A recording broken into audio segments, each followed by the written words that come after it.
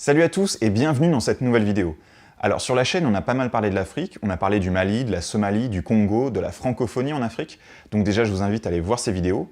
Et du coup, je trouvais ça pas mal de retracer un peu l'histoire de ce continent, en tout cas l'histoire en relation avec d'autres civilisations, et notamment les civilisations européennes et arabes. C'est parti. Les premiers contacts entre l'Afrique subsaharienne et le monde méditerranéen ont lieu en fait très tôt.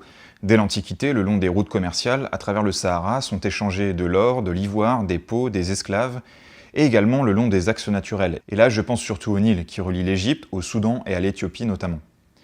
Assez rapidement, des routes commerciales maritimes sont aussi établies entre l'Afrique de l'Est et les mondes arabes et perses pré-islamiques, voire indiens. Et en fait, les Arabes et Nord-Africains vont véritablement être les premiers à établir des relations fortes avec l'Afrique subsaharienne. Dès la fin du 1er millénaire après Jésus-Christ, on constate une islamisation, conséquence du commerce entre les peuples, dans les empires du Ghana, de Gao et plus tard dans l'empire du Mali. Et bien sûr sur les côtes d'Afrique de l'Est, de la Somalie au Mozambique, dont le métissage entre Arabes et Africains donnera naissance à la culture Swahili. Et ce processus perdurera jusqu'au 19e siècle. En Afrique de l'Ouest, on a de grandes cités commerciales, dont la plus emblématique est Tombouctou. Ce sont souvent des oasis, plus ou moins indépendants, qui font le relais entre les royaumes arabo-berbères d'Afrique du Nord et ceux d'Afrique subsaharienne. Les produits échangés sont les mêmes que durant l'Antiquité, ivoire, esclaves et or notamment, dont l'Afrique de l'Ouest est une grande exportatrice. Pour la petite anecdote, au XIVe siècle, les mines d'or de l'Empire du Mali produisent tellement que, selon certains auteurs maghrébins, lorsque l'empereur Mansa Moussa effectue son pèlerinage à la Mecque, il se permet de distribuer de la poudre d'or partout où il passe durant son voyage. Et ça a eu pour conséquence une dévaluation de l'or dans tout le bassin méditerranéen. C'est pour vous dire à quel point les mines d'or de l'Empire étaient productives. Donc jusqu'au XVe siècle, la situation semble bouger assez peu avec un monopole arabe du commerce africain. Mais la donne change lorsque les Portugais décident de s'en mêler. En fait, au XVe siècle, toutes les routes commerciales vers les Indes sont contrôlées par différents royaumes musulmans, berbères, arabes ou turco-mongols. Et les Portugais aimeraient bien se passer de ces intermédiaires et commercer directement avec l'Inde, la Chine et le reste de l'Asie. Donc ils décident d'essayer de contourner l'Afrique par le sud. Ça n'avait jamais été fait avant et pour ça ils adaptent leur navire, la caravelle, bateau méditerranéen, pour qu'ils puissent résister à la houle de l'océan. Dès 1446, ils arrivent en Guinée, puis créent un comptoir au Cap-Vert en 1466 qui va devenir un poste avancé pour la traite d'esclaves.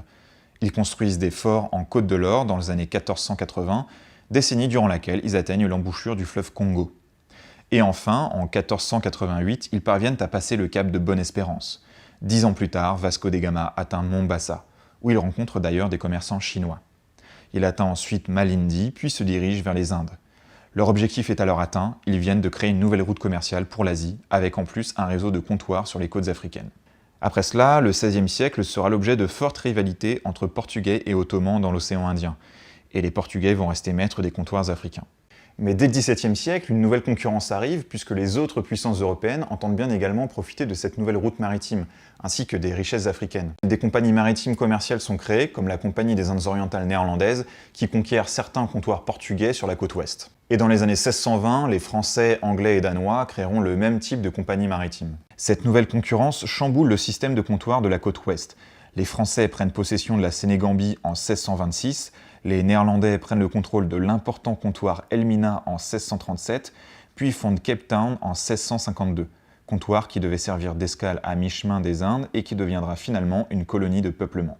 Les Anglais sont présents également, ils fondent par exemple Fort James en Gambie en 1663. Et la Côte de l'Or va être le théâtre de l'implantation de nombreux forts et comptoirs issus des différentes puissances européennes, surtout anglaises, néerlandaises, danoises et allemandes. Bref, je peux pas tout vous énumérer, mais en gros, durant ce siècle, ce qu'il faut comprendre, c'est que les Portugais perdent leur monopole du fait de l'arrivée des concurrents européens, et une multitude de forts et de comptoirs sont créés.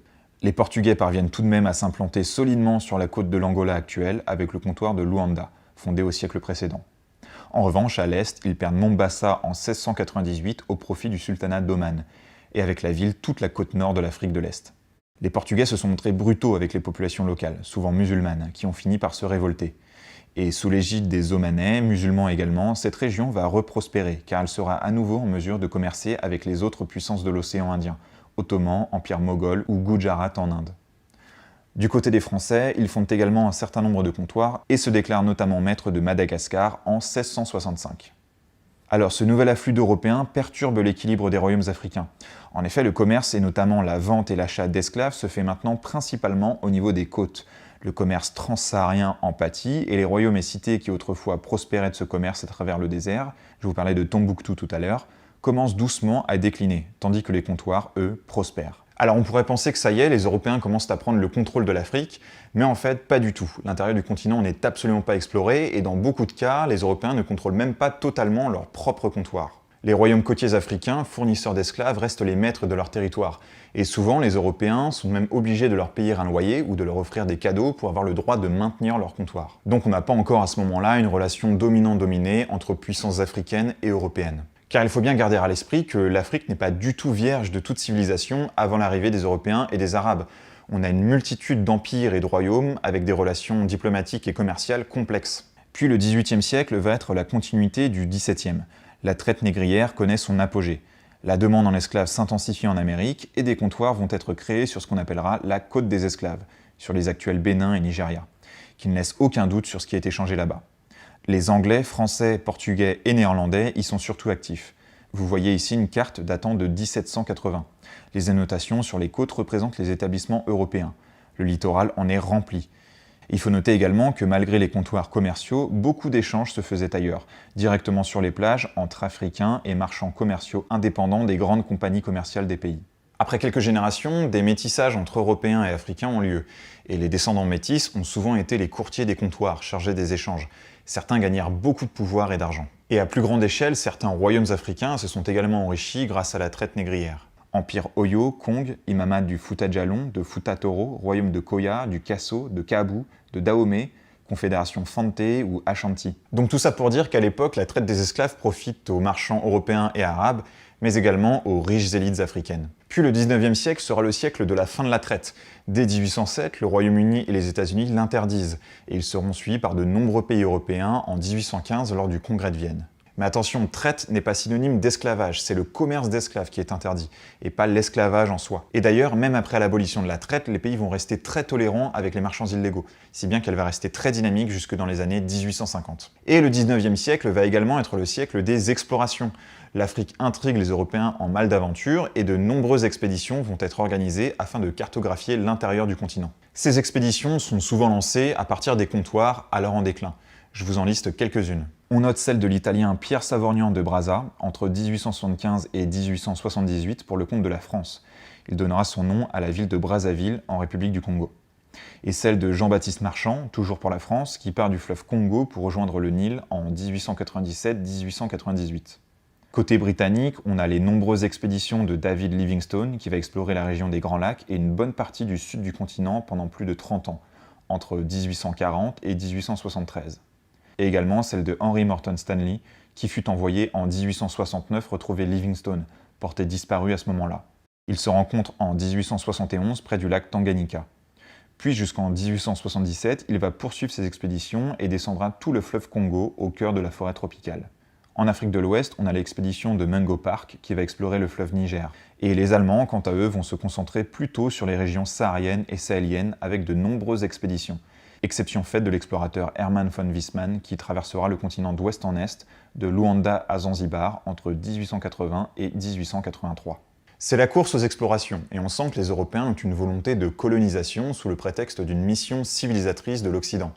En réalité, les puissances européennes font preuve d'un impérialisme exacerbé, et cette course à la colonisation n'est que le reflet des tensions qui existent entre ces nations plus au nord, en Europe. Nous sommes en pleine révolution industrielle, et l'Afrique regorge de matières premières, or, diamants, cuivre, coton, caoutchouc, thé, étain, et ces ressources économiques sont d'autant plus importantes qu'entre 1873 et 1896 a lieu une crise économique durant laquelle les puissances européennes subissent un ralentissement, voire une stagnation de leur économie. Et c'est alors que pour réguler un peu tout ça, et surtout éviter une guerre entre puissances, la conférence de Berlin est organisée. Alors vous voyez ici tous les participants à la conférence. Elle va durer du 15 novembre 1884 au 26 février 1885 et aboutira au partage de l'Afrique entre les signataires. Vous voyez le découpage sur la carte. Alors c'est un découpage tel qu'il était en 1914, car entre ce moment et la conférence de Berlin, des redécoupages ont eu lieu du fait de tensions entre États européens. Donc là, très clairement, on voit que la France et le Royaume-Uni s'en sortent plutôt très bien, suivis du Portugal et de l'Allemagne et de la Belgique. En réalité, le Congo belge va surtout être une possession personnelle du roi Léopold II et va d'ailleurs être le théâtre de pas mal d'horreurs durant la période coloniale. Et finalement, lorsque l'on voit le partage, on se rend compte que de nombreuses frontières établies à l'époque sont toujours d'actualité aujourd'hui. Le changement principal aura lieu après la Première Guerre mondiale, quand les colonies allemandes seront partagées. Le sud-ouest africain reviendra à l'Union d'Afrique du Sud, qui depuis 1910 était devenue dominion de la couronne britannique. Le Cameroun reviendra à la France, la Tanzanie au Royaume-Uni et le Rwanda-Burundi à la Belgique. L'Éthiopie, seul État africain noir indépendant avec le Libéria, sera envahi de 1936 à 1941 par l'Italie de Mussolini. Donc la période coloniale va s'étendre sur plus ou moins 70 ans, puisque la décolonisation aura lieu principalement après la Seconde Guerre mondiale, dès les années 1950. En 1960 a lieu une grosse vague d'indépendance.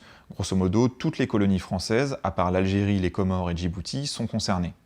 Puis les Somalies britanniques et italiennes, et le Nigeria. Ensuite, tout au long des années 60, ce sont surtout les colonies britanniques qui obtiennent leur indépendance, et les dernières, dont les portugaises, l'obtiennent dans les années 70, puis en 1980 pour le Zimbabwe et 1990 pour la Namibie, qui l'obtient de l'Afrique du Sud. Alors je m'étale volontairement pas sur ce qui a pu se passer durant la colonisation, car j'estime que c'est un sujet qui mériterait une vidéo dédiée étant donné sa complexité, mais ce qu'on peut dire déjà rapidement, c'est que ça a détruit les structures politiques précoloniales qui étaient déjà en place, c'est-à-dire tout un tas de petits royaumes africains, ceux auxquels les Européens payaient des loyers pour maintenir leur comptoir. Ensuite, les populations locales étaient évidemment victimes de ségrégation, de travail forcé, du non-respect des droits de l'homme, et par exemple dans les colonies françaises existait ce qu'on appelle le Code de l'indigénat, c'est-à-dire une législation spéciale pour les indigènes, avec bien sûr moins de droits que les citoyens français, et avec l'impossibilité de se défendre face aux sanctions appliquées. Ensuite, je l'évoquais tout à l'heure, le Congo belge a été le théâtre de pas mal d'horreurs, avec des milliers de morts notamment dans la construction de chemins de fer et des amputations à tout va. Il y a également eu la participation des colonies aux efforts de guerre durant les deux conflits mondiaux, donc deux conflits qui a priori ne concernaient pas les populations africaines, mais auxquels elles ont été obligées de participer. La colonisation a également eu pour effet de créer de nouvelles inégalités entre Africains. Alors attention, ça ne veut pas dire qu'il n'y en avait pas avant, on a vu que l'esclavage était une pratique largement répandue, et même encore aujourd'hui à certains endroits, mais à partir du XXe siècle, une nouvelle élite africaine commence à voir le jour, et notamment une élite parlant la langue du colonisateur et ayant donc accès à de plus hautes fonctions administratives. Et d'ailleurs, après la décolonisation, c'est surtout cette élite qui va parvenir au pouvoir. Alors après, il y a la question des bienfaits de la colonisation, et c'est le sujet le plus sensible. Dans ce que j'ai pu lire, c'est souvent le domaine de la santé qui est cité, et notamment la baisse de la mortalité infantile. Alors je n'ai pas de chiffres à donner, donc je ne sais pas dans quelle mesure elle a pu baisser ni où exactement, et quoi qu'il en soit, encore aujourd'hui, sur les 50 pays où la mortalité infantile est la plus élevée, 41 sont africains. Donc j'ai pas envie de répondre à cette question, je la laisse en suspens parce que j'ai pas assez approfondi le sujet, et pour ceux qui voudraient en débattre dans les commentaires, s'il vous plaît, faites-le calmement et respectueusement. Voilà, c'est tout pour aujourd'hui, merci à vous qui avez regardé cette vidéo jusqu'au bout. Comme d'habitude, vous savez où trouver le pouce en l'air, et si vous n'êtes pas abonné, c'est le moment de le faire, et d'activer aussi la cloche des notifs pour être prévenu quand je sors une nouvelle vidéo. Voilà, d'ici là, je vous dis à la prochaine pour une nouvelle vidéo. Salut!